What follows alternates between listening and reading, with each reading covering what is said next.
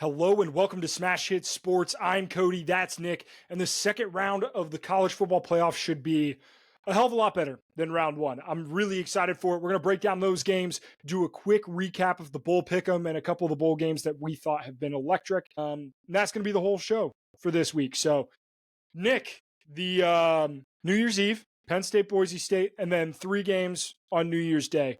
Before we get into the actual games themselves, I have a fucking gripe. All right, I have a fucking problem. Yeah. Why are the games at the times that they're at? For New Year's Day, New Year's Eve, 7:30 start, whatever. Cool with that. New Year's Day, the first game isn't until 1 p.m. Why? College football starts at noon. The second game's at 5. The third game, Georgia, Notre Dame, 8:45 p.m. kickoff. That game's not getting over till 12:30 in the morning. Why the fuck did they schedule that game at 8:45 p.m.? Well, I mean, this is what college football has done. Like, it's the national championship. While I was at Clemson, twice I witnessed the national championship, and game kicked off at like 9:15 both times. Class the next day. You got a bunch of shit that you got to be up for, and it's like, hell nah. I'm gonna drink myself. If you're gonna do that New Year's Eve. Do that the New Year's Eve. The game ends right as the ball drops. The Ohio State-Georgia moment a couple years ago with the kick was incredible. And now that's New Year's Day, so I'm going to be off all day and then have to go into work on the second feeling like shit. I'm not ready for that. Unless Notre Dame wins. And then I will probably, maybe, potentially still be drunk unless you are my coworker listening to this, and then I am definitely not. But yeah, the timing of these games makes me so mad. Yeah, I mean, I do, like, it's not like they made this massive change. If it was perfect and then they started out of this is the first year that they're doing this, I'd be like, well, what the hell's going on? But this is just what it is. The Rose Bowl at 5 is just what it is. You have a game before, the game after kind of has to kick off later because, what if the Rose Bowl goes 4 hours, blah, blah, blah. But they just need to shift everything forward. Everything forward 1 hour would be perfect. I do like that we get a New Year's Eve game, though. Depending on the year, sometimes you don't have it. I don't think we had one last year, right? We had both were on the first. I think so. Right? But then the year before, obviously, both were on New Year's Eve. So I enjoy being at the New Year's Eve party, kind of just like sweating a bet with the fellas. Yeah. The girls are doing their own thing, whatever. So, yeah, I'm pretty pumped about it. Whatever. Maybe it would be nice if the Texas game was the night game on New Year's Day, because then it would just be like, it's probably going to be over by 10 anyway. Georgia, Notre Dame, 8 overtimes. That game ends at 1. So I get what you're saying. Yep. Let's start with the Fiesta Bowl. Penn State, Boise State. The line's 11.5. Over-under is 53.5. I have a bad feeling about this game. I have a bad feeling that this game might stink. Yep, I'm right there with you. Fuck. I was hoping that you would be like, yeah, well, Boise State, they could. Is there a path for Boise State to win this football game? Because I don't know if I see it.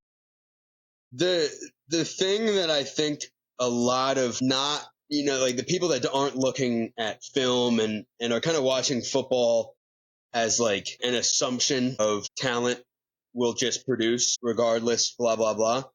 I think they're going to expect that Boise State could win this game. People are betting on Boise State to win this game. The problem is, Ashton Jeanty, like Oregon got Jeantied. And a lot of people are thinking, well, if Oregon got Jeantied, Penn State can get Jeantied. He's that good. That rushing offense is that good. But the more and more the season progressed, you saw teams just load the box against Boise State, understand, watch the film. Like, they know what running schemes are coming. They know that they're going to try to give him the ball 40 times. Oregon didn't see that coming because it was so early in the year. Nobody knew Jeanty was going to nearly break the record this year. So Penn State has the film, they have the game plan, and they have the front 7 to completely neutralize Boise State's running game, in my opinion. Jeanty will probably get 30 carries. He'll probably break 100 yards, but it's not going to be what we saw against Oregon. I don't think Gentry's going to break out any massive 50-yard touchdown runs. Don't see it happening. And if that doesn't happen, if it's neutralized, then how does Boise State compete? In my opinion, like it just doesn't add up.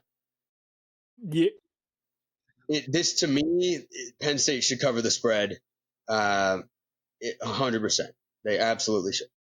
I agree. I think the biggest difference between Oregon playing Ashton Genty and Penn State playing Ashton Genty is we are 12 games deep into a season. This is game 13. Oregon saw Ashton Genty 20 carries into the season. He had 20 carries against Georgia Southern. He has 344 carries already this season. That's the difference. Penn State is seeing a Ashton Genty who has been there, done that, and like is beat to hell and back. And like, don't get me wrong, he's still one of the best, if not the best, back in the country right now. But Ashton Genty right now is not Ashton Genty in week 2 when he's nice and fresh. So right. And you're not seeing it coming as much, like Oregon just didn't foresee some of these like zone run schemes and some of these explosive plays in the run game. I think they were just like, hey, we trust our front seven.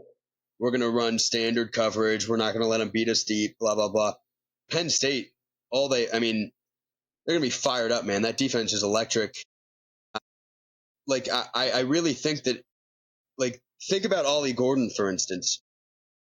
He was the consensus best running back coming into this year and had a year that probably dropped his draft stock, 3 or 4 rounds. Like the guy just was not talked about at all because Oklahoma State went winless in conference. They had a terrible, terrible season. And part of the problem is probably a little bit of Ollie Gordon, right? He had the DUI, maybe some off the field stuff. Maybe he just got fat or something. But he's still a great back. Ollie Gordon's still a great back. The system that he was running behind got so much worse. The talent he was running behind, the ability to create holes was so much worse. Like I saw a lot of like a game against Nevada, a game against freaking New Mexico. Like it doesn't matter who it was. There were times where Boise State couldn't get it going. They couldn't get it going because they are a little bit outmanned when it comes to true talent on the offensive line and whatnot. And you can scheme up a way to stop a running back. It's just very possible if you don't have the line, right? If you're not the Eagles offensive line. And so like I just wouldn't be shocked if we're looking at like 10 carries, 24 yards at half or something, yeah, and like Penn State has one of the best run defenses in college football. Like they are the 7th best run defense in the country. They are damn good. It's tough. Nick, how many running backs in the NFL the last 10 years have had more carries in a season than Ashton Genty has right now? In the NFL? Yeah. In the last 10 years? So more than 344 carries. How many do you think have had more than 344 carries in a season? If I had to guess, Saquon's around there right now. If I had to guess. He's at 345. He's over. Okay. So then that makes me think 9, maybe 7. It's 6. 6. And they play 16, some of them 17 game seasons. And there are 6 running backs who have had more carries than Ashton Genty this year, and Ashton Genty played 12 games. Yeah. So that's insane. Yeah. He's averaging 30 plus touches a week. It's unbelievable. And he'll get them. He'll get them again. And maybe he does break out one big run, but like for Boise State to win, it would have to be like 28 carries, 240 yards, 3 touchdowns. Whoa, they can't stop them, right? Then I think it's like, Penn State's starting to get nervous. They can't, maybe they're down. They punt the ball away, can't get it back, can't stop the run. But that's not how it's going to work because they can. Yeah, I think the only way I think Boise State even has a shot is if they like make Drew Aller play like shit. Like he's got to force the ball. like force the ball into tight windows, which Boise Yeah, State's I guess pass defense isn't exactly scary. Like turn him over a couple times, maybe you got a shot. But if like, Boise can get a turnover early and somehow get like a 7-0 lead or like a 10-0 lead or something, then we can talk about it because Penn State playing from behind a little bit different. Maybe Boise can shoot clock a little bit. I don't know, but I doubt it would have to take Penn State losing the game more than Boise like winning. You know? I agree 100%. 100%. All right, the Peach Bowl, Texas, Arizona State. This is a 12-point spread, the largest spread of any game. This is Saturday, 1 o'clock. Texas's offense answered a lot of questions against Clemson. And I know that you're not super high on Clemson's defense, but I think they answered at least some questions. Arizona State's defense is not much better. I think the real difference here is that Texas is, by a landslide, the best defense that Arizona State has played all year, and it's not close. Oh yeah, It's not close. no, it's not, and I can't foresee because Kate Klubnik played one of his, if not his best game of his career against Texas. Some of these throws he was making, they were unbelievable. He really was trying to put the team on his back. Now, to be fair, the Clemson running game was non-existent. Phil Maffa hurt, just wasn't really there, so he had to shoulder all the weight. But I would say how Kate Klubnik played, he played like a top 3 quarterback in college football against Texas, and we're not going to see that from Arizona State. Like we're not going to have this electric passing offense. It's the Cam Scatabo show, and it's a similar situation where it's like, can Scatabo put up Genty numbers? And even if he does, is it enough? Is Arizona State going to be able to stop Texas? I don't see this one being close either. Even if Arizona State plays out of their minds, just because like we saw that like they're in college basketball, there's opportunity for fluke here and there, and in the NFL any given Sunday. But in college football right now, at least, that talent disparity isn't there enough. Like Arizona State, great season, but you're not Texas. You're not even close. And we saw that the difference between talent, it really does show. It shows, and it's almost impossible for it not to show, unless Texas went out and played the worst possible game they could play. Yeah, I like Sam Leavitt. I mean, he's a good quarterback. I don't want to get like he's a good quarterback for Arizona State. I just think like you have to part of throwing the football is being able to protect the guy throwing it. And Texas's front seven is nasty. I'm not sure if Arizona State and their offensive line has the ability to put up with that. And like the game that Arizona State lost against Cincinnati, Sam Leavitt was out.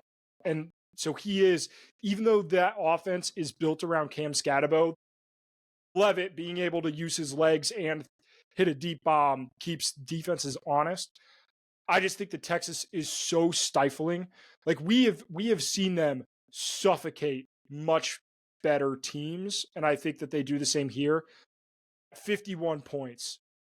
That's entirely too many. I think this game ends like 24-10. Like 51 Texas covers with the spread that we have. 51 is kind of crazy because that's like 32-20 or 31-20 is kind of what they're saying. I don't think Arizona State gets to 20 points. No, I don't. I mean, I think Texas could blow the fucking doors off, and then maybe just the game opens up, and that's how the over hits. But I don't know. I hope it's fun. I do. I think it has a better chance of being fun than the Boise game, sadly. I'll agree. Like, I think it could be 14-7, 21-7, 21-14, and then 28-14, 31-14, 38-14. Maybe it ends there, but like it's still kind of fun. Yeah, I think this could be very similar to the Clemson game in terms of not how the points are scored, but like, Arizona State could get up. They could get up 7-0, get a nice little, and then Texas is just like, yeah, no, we're them. We're this team, and they put them down. Agreed. It is what it is. Like, I'm excited. I'll watch the game. Like, I think it has the potential to be fun, but like you said, the first two games on this slate, I mean, there's a reason the spreads are 11 and 12. Just Right.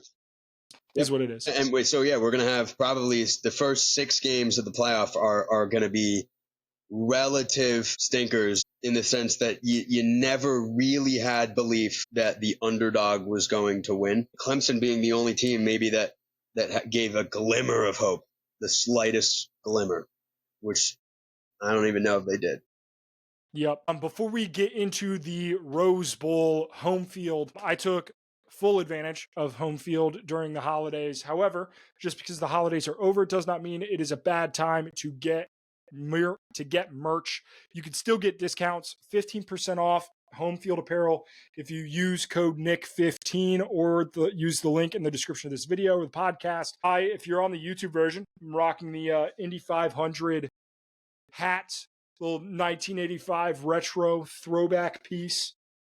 Absolutely rocks. So they have the best college merch in the game. They do some racing stuff as well. U.S. company, so it's always good to support local. Go check them out. Home Field Apparel, code Nick15 for 15% off your first purchase. There you go. Nick, the Rose Bowl. This is college football porn. This is college football porn at its finest. It is the number one team in the country in Oregon, what some people would argue as the second best or even the best team in the country in Ohio State. You get a rematch of a game that happened in Autzen Stadium earlier this year, a 1-point thriller. And it is a true Rose Bowl matchup in the Rose Bowl. It just this feels great. The sun setting in the fourth quarter is going to be absolutely immaculate. I think this is the game that is going to be the best on the schedule. Like, the offenses are great, the weapons are great, the talent is great, the coaches are great. This game's going to be awesome. Yeah. This is the first true, must watch, like could have been the national championship game that we have. And in my opinion, that's the beauty of the 12-team playoff that's supposed to be, is that before you even get to the Final Four, you have some of these games that are just absolutely cinematic. We have yet to have them. It makes sense. They need to tinker some things here and there to make sure that these matchups make more sense in the future. But we do get this. And Oregon is unlucky to have to play Ohio State. They are extremely unlucky. With that being said, I think deep down, especially after Ohio State, scrote to mouth on Tennessee, absolutely demolished them. There might be a few too many people for my liking that are hopping back on the Ohio State wave, especially because, it's kind of human nature to assume Oregon won the first game, Ohio State's going to win the second. That's absolutely, in my mind, kind of the gut subconscious feeling, is that, well, Oregon won the first one. It's kind of only fair for Ohio State to win. It's like a subconscious feeling. And that's dangerous. I don't know what the public betting percentages are. I don't know if you have it written down, but that kind of would determine my selection. I would be willing, even though I have Ohio State winning it all, I would be willing to change it. So the spread is almost an even 50-50 split. It's almost an even 50-50 split. And Ohio State's favored by very slightly, right? Or what? 2.5. Yep. Yeah. Yep. Ohio State's a 2.5-point favorite. And then the money line, Ohio State is getting 59% of the bets. So a little bit more than 50, but I mean, but it's not egregious by any means at all. That's actually probably as average as it gets. Yeah. So then I'll stick with my guns. I'll go Ohio State. I think that they are the better team. I think honest to God, as far as talent and ability goes, I think the seeds you could flip. I think Oregon, for as good as they are, is probably around 6, 7, 8. And that might seem crazy to some people, but they're coached really well. They have a veteran leader at quarterback, and they have some really good leaders on defense. They can beat anyone. I might like them more than some more talented teams ahead of them. But if I were to list out the teams that, if everyone had the same coach, right? Like everyone was running the same schemes, blah, blah, blah. I would probably have Oregon, around 6 and Ohio State at 1. So it makes sense that Ohio State's favored. And I'm going to have to go with Ohio State. Yeah, this game is, I mean, it's going to be so fun to watch. But Dan Lanning, with an extra week to prepare, he had an extra week to prepare for Ohio State. They had the bye in between Michigan State and Ohio State. Then they played Ohio State at home, 1-point win. I like Dan Lanning with time to prepare. I mean, obviously he blew the brakes off of Liberty last year in their bowl game, but I don't think that's that's not a good representation of this matchup at all in any way, shape, or form. Mm-hmm. But I do think, given time to prepare, Dan Lanning's going to put together one hell of a, game plan. I'm excited for this game. It's a 50-50 split. I have Oregon winning it all. You have Ohio State winning it all. Some people are going to say that this game is the national championship. I don't necessarily believe that, because I think there are still going to be a lot of incredible games that happen in this playoff. However, there's a reason that these two teams are the favorite to win it all. I'm taking Oregon. I'm going to say we have Dylan Gabriel masterclass. I think that because the matchup that I'm looking at that I really, really am interested in is Tez Johnson and Denzel Burke, or Evan Stewart and Denzel Burke. Whoever Denzel Burke lines up on, or if he lines up on a side, he got fucking torched in that first matchup. And his draft, he was going to be a first round corner. His draft stock tanked. Will they exploit him again? Will they? Is that just an off game? I'm not sure. I don't know. I'm not sure they even have to put him on, the wide receiver 1 per se, he's not going to be shadowing, because they have Davison Egbenahe, or however you say his last name. He's arguably just as good. They have probably the best safety duo in all of college, Caleb Downs and Lathon Ransom. They have Jordan Hancock. I mean, there's so many pieces in that secondary that I'm not necessarily worried. I think in game 1, they kind of had a game plan of like, hey, Denzel, we need you. We're gonna ride with this sort of game plan. We're just gonna need you to shadow, just play your best game. He didn't, and they just kind of stuck with it. I think they're gonna be more fluid and be like, okay, you get beat here. You're not playing your best game. We're gonna kind of rotate you out a little bit. We're gonna figure some things out, and they have the talent to fix some of the problems live.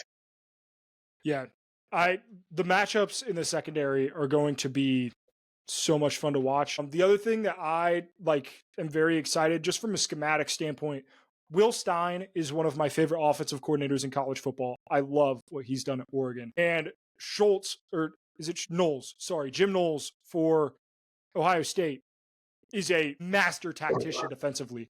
To get to see these two coordinators, after seeing each other once, knowing what worked and what didn't, formulate a game plan for the round 2. I'm super excited for that. I think it's going to be I think we're going to see some real crafty shit offensively and defensively for both of these teams. It's going to feel like, your classic 4-team playoff, like the best games of the 4-team playoff, whether it be Ohio State Clemson 2019, Ohio State Georgia as the ball drops, Alabama Michigan, some of these just unbelievable games. This is absolutely what this game's going to feel like.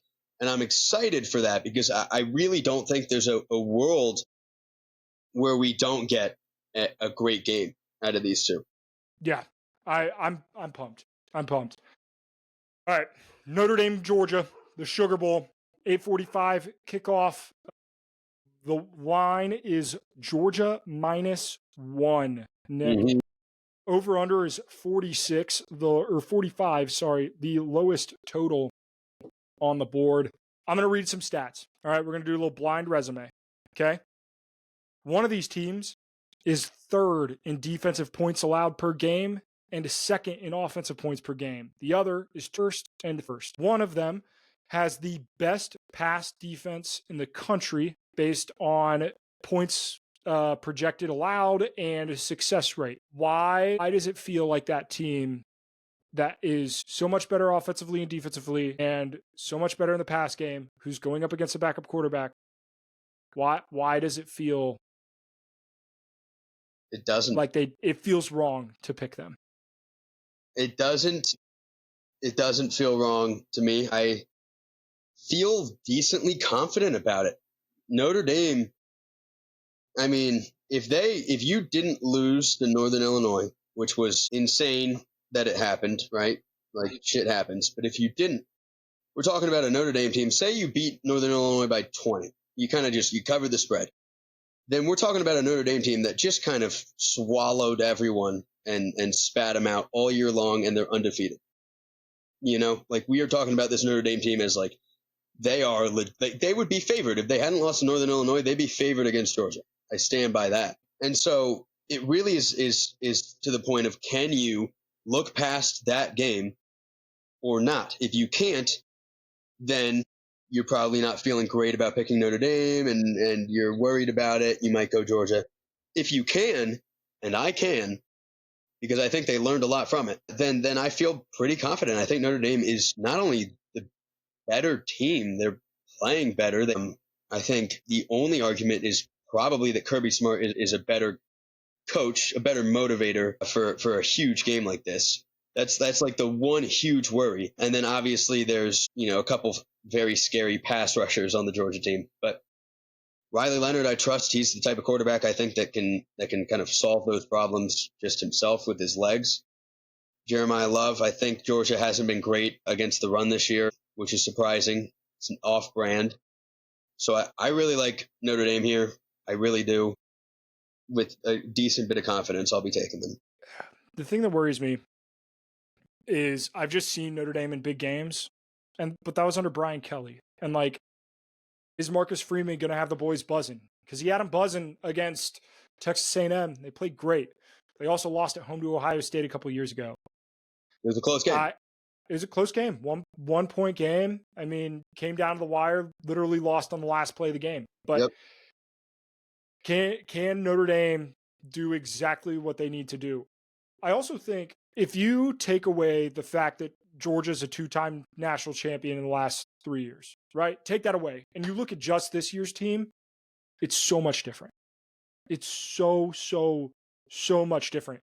We just had an awesome week of NFL football in which Ladd McConkey crossed 1,000 yards receiving, and Brock Bowers broke the receiving, 3 different receiving records among rookie tight ends. Those guys aren't at Georgia anymore.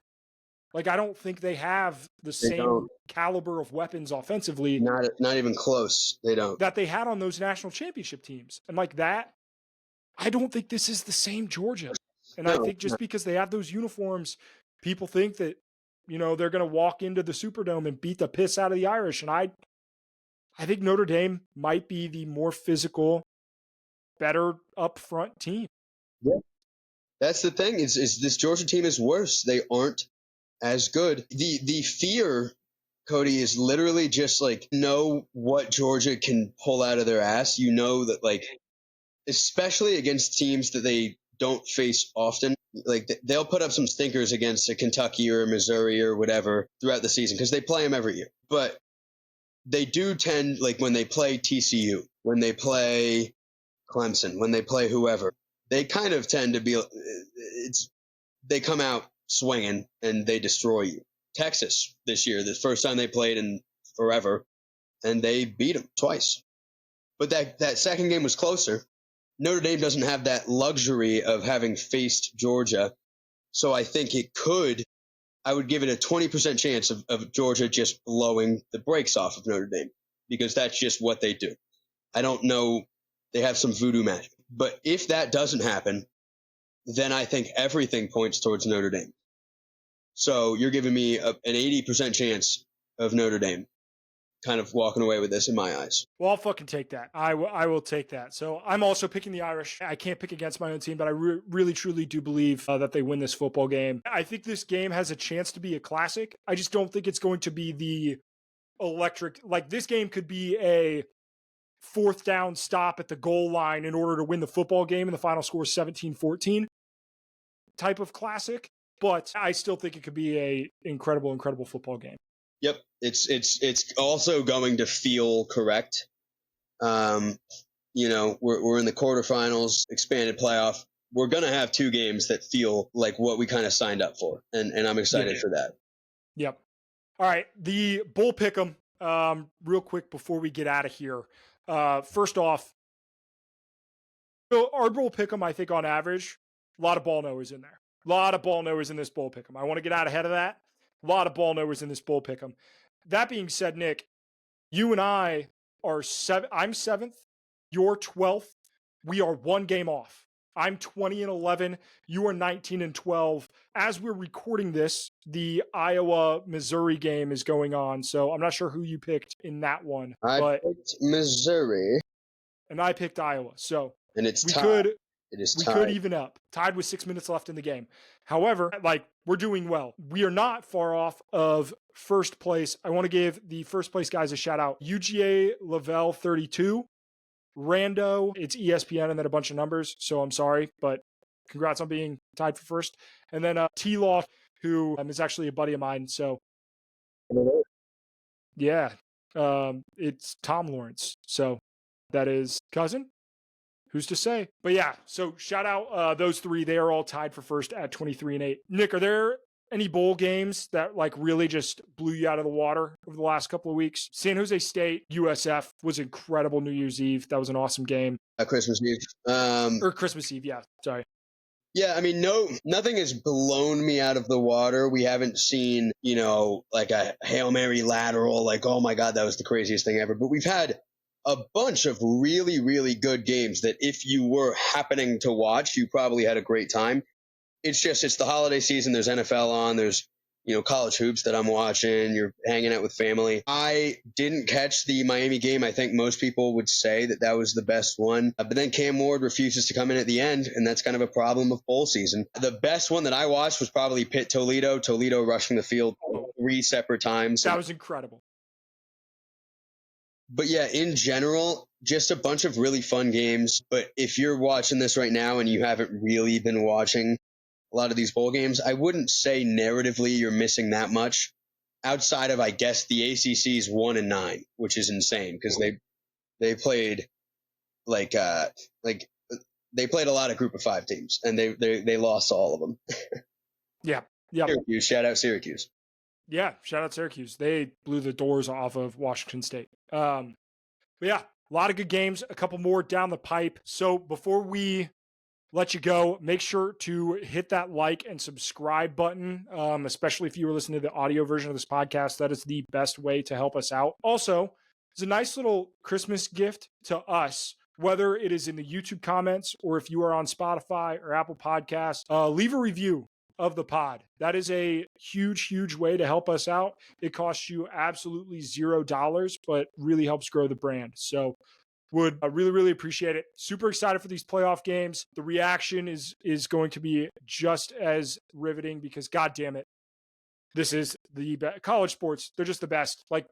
College basketball has been incredible. I love it. I love it. I love it. So we will see y'all in the next one. Peace out. Peace.